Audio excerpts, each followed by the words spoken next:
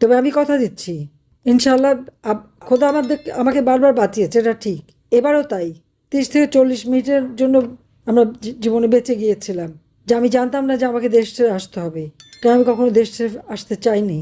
যেখানে আমাকে বাধা দেওয়া সত্ত্বেও, মৃত্যু নিশ্চিত জেনেও আমি দেশে ফিরেছিলাম, সেই 81 সালে, আবার 2007 সালে। আমি এবারে কখনো চিন্তা করতে পারিনি যে আমাকে দেশ ছেড়ে আসতে হবে, কিন্তু যেভাবে হোক চলে এসেছি। কিন্তু বেঁচে যখন আছি, আমি আছি, সব কিছু হারিয়েছি, একটু স্মৃতি নিয়ে বেঁচেছিলাম, সেটাও শেষ। কিন্তু বাংলাদেশের জনগণ আছে, যে জনগণের জন্য আমার বাবা জীবন দিয়ে গেছেন, আমার মা জীবন দিয়ে গেছেন, আমার ভাইয়েরা জীবন দিয়ে গেছেন।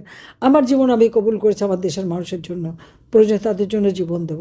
কিন্তু তাদের ভাগ্য পরিবর্তন করব, এই দুঃশাসনের হাত থেকে মুক্ত করব, দেশকে আবার আমরা উন্নত সমৃদ্ধ করে মানুষের জীবনে শান্তি নিরাপত্তা আমরা নিশ্চিত করব। এটাই আমাদের প্রতিজ্ঞা।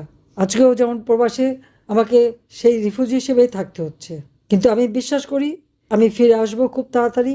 কারণ দেশের মানুষের এই কষ্ট, এই দুঃশাসনের কবল থেকে দেশের মানুষকে মুক্ত করা, আজকে দেশের মানুষের যে অর্থনৈতিক কষ্ট, সেই কষ্ট দূর করা। তরুণ সমাজ আজকে কাজ পায় না, নারীদের উপর প্রতিনিয়ত অত্যাচার নির্যাতন চলছে, কিন্তু বিচার চাইতে পারে না। নারী শিশু বালিকা তারা ধর্ষিত হচ্ছে। আসলে বাংলাদেশটাই ধর্ষিত হচ্ছে, বাংলাদেশটাই আজকে একটা জঙ্গি সন্ত্রাসের রাজ্যতে কায়েম হয়েছে। কাজে এই দুঃশাসন থেকে দেশকে মুক্ত করা, দেশের মানুষের ভাগ্য পরিবর্তন করে আবার মানুষের জীবনে শান্তি নিরাপত্তা ফিরিয়ে আনা, এটাই আমাদের প্রতিজ্ঞা। আজকে দিনে সেই প্রতিজ্ঞা করেই আমি বিদায় নিচ্ছি।